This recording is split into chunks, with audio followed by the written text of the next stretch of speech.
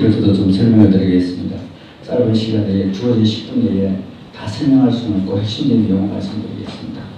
우리 조영길 변호사님 그리고 우리 신준 변호사님 너무 좋은 발제입니다. 참 공통점 하나 있더라고요. 그게 뭐죠? 가운데 영자가 들어간다는 거예요. 역자 되신 분이 똑똑하시구나.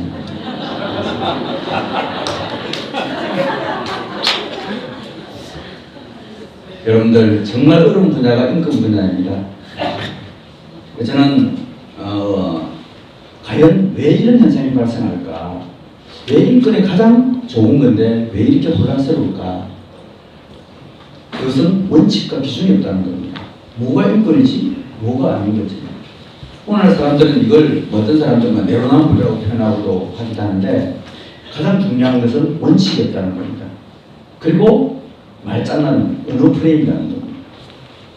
이게 지금 많은 국민들이 쏟고 있고 우리 스스로도 쏟고 있고 그래서 이 부분을 제가 오늘 좀 살펴보고자 합니다. PPT를 참고해 주시면 감사하겠습니다.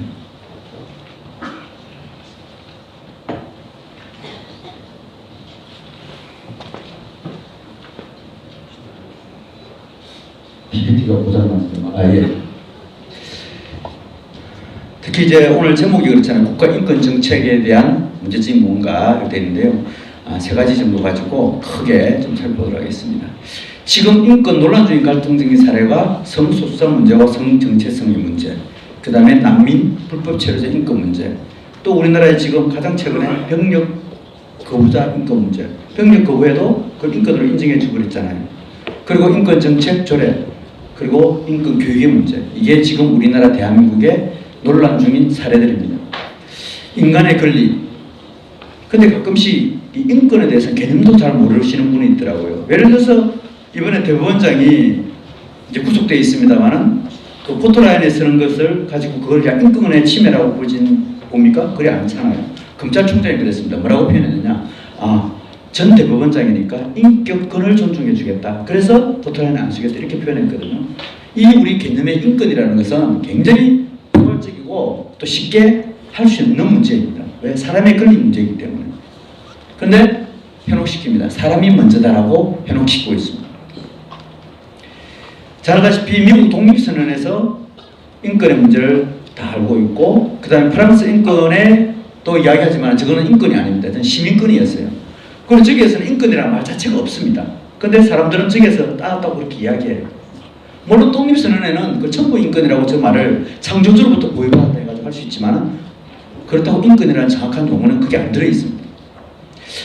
인권의 개념 등장은요, 일반 인권론자들이 이야기하고 있는 겁니다. 1789년부터 시작해서 쭉 이렇게 역사적으로 이렇게 설명을 하고 있어요. 근데 이게 지금 70년대 와서는 완전히 뒤바뀝니다. 이걸 제가 그림으로 한번 좀 나타내 봤거든요. 이제 복잡한 문제니까 프랑스 대혁명에서는 시민권, 그리고 인권이라는 말을 최초로 사용한 사람은요 칼 막스입니다. 개천과 인권이라는 말을 처음 사용했어요. 그리고 우리가 잘 알고 있는 유엔 인권선언이 됐고요. 그리고 공산주의가 무너지면서 새롭게 유토피아적인 측면에서 인권이 등장하게 됩니다. 이걸 통해서 제가 좀 살펴보고자 합니다.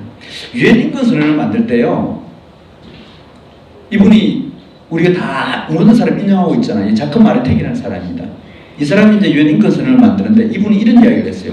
신이 빠진 인권은 매우 위험한 시도이다. 인권은 종교적 차원에서 시도된 것이다. 이 말을 표현했어요.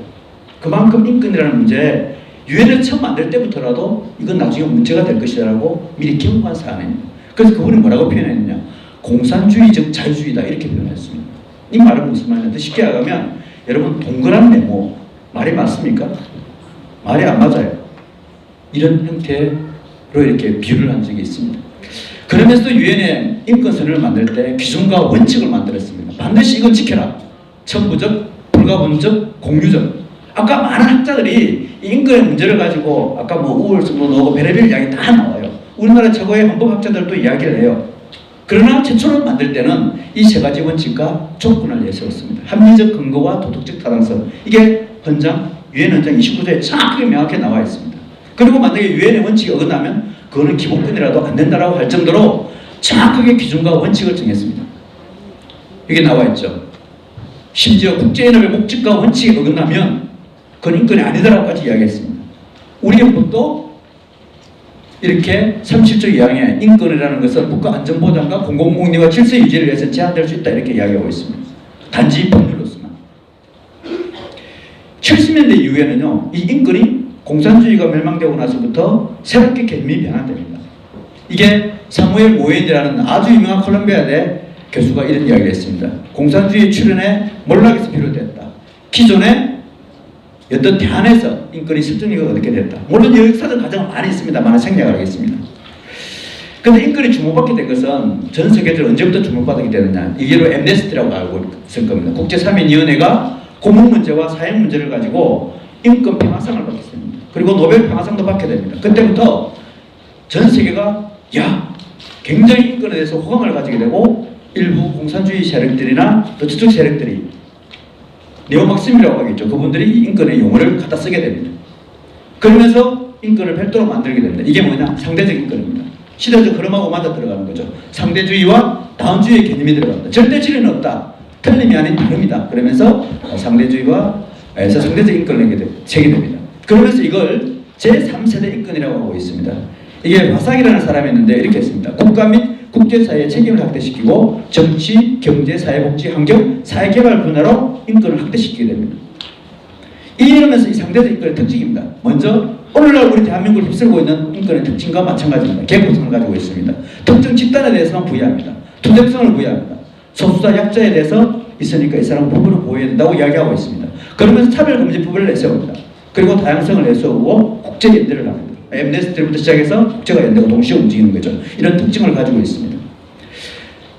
이 인권들의 한계점입니다. 이 인권은요, 대표적으로 국가인권위원회가 국제인권법을 들 수 있는데, 그러면서 인권의 재분화가 일어나게 됩니다. 예를 들어서 지금 우리 마찬가지죠. 노동인권, 군대인권, 여성인권, 학생인권, 성소수자인권, 성인권, 학교인권, 별의별 인권을 다 되는 거죠. 이게 인권의 재분화라고 표현하고 있습니다. 그러면서 인권이 충돌됩니다.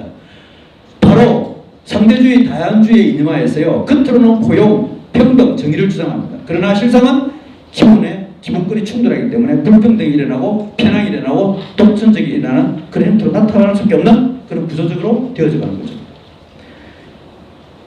지금 우리 전 세계적으로 이념적으로 가장 그래도 보편적인 사람들이 맥켄타이어 교수입니다. 영국의 최고 학술원의 수석 연구원입니다. 이분이 그랬습니다. 인권은 마녀나 유니콘과 같다. 그 존재를 입증할 수 없는 것이라고 정확하게 이야기하고 있습니다. 아마 지금 살아있는 학자들 중에 최고의 스카기라고 하고 있을 겁니다. 마이클 샌더. 우리나라에서도 왔습니다. 그리고 좌파 세력들이, 좀 좌파라고 저는 그런 표현을 좋아하지 않습니다만, 그분들 쪽에 있는 사람들이 제일 좋아하는 사람들이 이분입니다. 정의란 무엇인가? 정직자라 해가지고 굉장히 유명한 사람입니다. 이분이 이런 이야기를 했습니다. 개인의 권리, 즉 인권을 명분으로 하러 권리 정치에 등장, 즉 국가 인권을 등장시키는 거죠. 이걸 가지고 정치를 하는 것은 공동성 정치의 타락에 수반되는 병리적 현상으로 권리를 무연고적인 자의 독립과 자유를 보장해 줌으로써 공동체의 해체를 시킨다. 즉 뭐요? 가정과 국가를 해체시키버립니다. 이게 인권이다. 그럼 이제는 개인의 권리, 즉 인권 개념에 충실한 것은 분배의 정의가 아니라 시민적 특성과 공동체를 복원하기 위한 가치 측정에 이런 정의를 내세워야 된다. 이렇게 이야기하고 있습니다.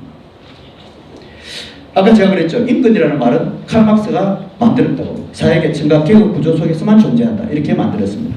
세상을 지배하고 싶습니까? 그럼 인권으로 지배하라고 했습니다. 인권의 논리를 내세우면 세상은 지배할 수 있다. 이렇게 이야기까지 했습니다.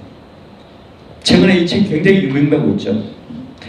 최근에 우리나라에 고위 공무원부터 시작해서 모든 공무원들에게 가르치는 교재를 한번 봤습니다. 당연히 그렇게 이야기하고 있습니다. 전부 인권이 아니라고. 인간이기 때문에 당연한 권리도 아니라고. 구조 속에 존재하는 것이 인권이라고 이렇게 가르치고 있는 것이 쟤네들의 이야기입니다. 그러면서 인권을 이렇게 나눕니다. 강자와 약자를 나눕니다. 그리고 약자에게만 인권을 이야기합니다. 노동인권, 여성인권, 난민인권, 성소수자인권, 아동인권, 학생인권. 이게 지금 대한민국에 휩쓸고 있는 거죠. 평등은 뭐냐? 이분법적 구조로 해서 강자를 없애버리는 겁니다. 이게 평등입니다. 그걸 차별금지법으로 그걸 만들자는 거죠. 이게 이제 국가인권위에서 주요 정책으로 만드는 거죠. 이게 아까 지금까지 설명했던 모든 것이 이 안에 다 들어있습니다. 제가 사례적으로 전부 다 국가인권 정책에 의해서 지금 대한민국에 들어가 있는 그 사항들입니다. 인권의 이름으로 우리나라에 지금 40.8%가 통과되어 있습니다. 얼마 전에 통과된 인천으로부터 시작해서 기초단체는 86개입니다. 인권 학생조례, 학생인권조례 마찬가지. 지금 경남과 인천에서 지금 진행되려고 하고 있죠. 교육직 노동인권조례 똑같이 마찬가지입니다. 대전, 충남, 경기, 전남에 다 통과되어 있습니다. 청소년 노동인권 마찬가지. 지금 다 지금 막 통과되고 있는 그런 상태입니다. 근데 이게 뭔지 몰라요. 저 안에 들어있는 거 다 동성애, 성소수자, 노동, 난민인권 다 들어있습니다. 똑같습니다.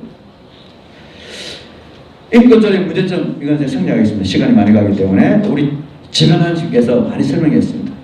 자네들의 정당성. 경남학생인권조례 뿐만 아니라 지금 4개 지역이 다 인권조례가 다 통과되어 있지 않습니까? 학생인권조례. 학생의 권리만 잔뜩 주 있고 의무만 이렇게 되어 있습니다. 그런데 특징인 것은 저네들이 만든 인권을 누가 보장해 줘야 되잖아요. 그걸 보장해 주려면 우리는 검찰이나 경찰의 명예나 또 이렇게 당하면 가서 그새 부분에서 이렇게 보호를 해줘요. 저네들은 별도로 만든 인권이니까 자기들이 인권을 보호하기에 기능을 만듭니다. 그것이 학생인권센터로 인권옹호관, 인권보장위원회, 인권의회, 협의회 이렇게 자기들이 만들어 놔놓고 이걸 가지고 자기들 인권을 보호하는 거죠. 자기들만의 세계로 파져드는 거죠. 상대적 인권의 피해 잘 알 겁니다. 당장 종교의 자유보다도 성소수의 권리가 우선이다. 그 다음에 노인복지시설에 조사를 요구한다. 교회시설 내에 도서관 설치하는데 인권교육을 받아라. 초등인권교육자료에 종교 건면은 차별이다. 종교적 행위에 대해서는 인권 침해로 징계를 하는 것. 이게 전부 다 상대적 인권의 피해입니다. 병력 거부는 생략하겠습니다. 최근에 문제나니까요. 심지어 국가인권위원회가 휴대폰을 금지하는 것은 인권 침해라고 하고 있습니다. 손가락 문제도 이야기하고 있죠. 이걸 또 언어로 만들었습니다. 이게 인지 언어라고 그러죠. 레이코프라는 사람이. 지금 인권에 전부 다 우리가 쏟고 있습니다. 프레임에다 쏟고 있습니다. 사람이 먼저다 거짓말입니다. 제가 마지막 결론을 맺겠습니다. 지금 불확실성에 우리나라가 지금 불확실성에 빠져들고 있습니다. 이 원인은 뭐냐? 언어의 불명확성에 있습니다. 언어의 혼란 속에 있습니다. 한마디 하면서 마치겠습니다. 지금 우리는 인권이 아니라 자유가 필요합니다. 감사합니다.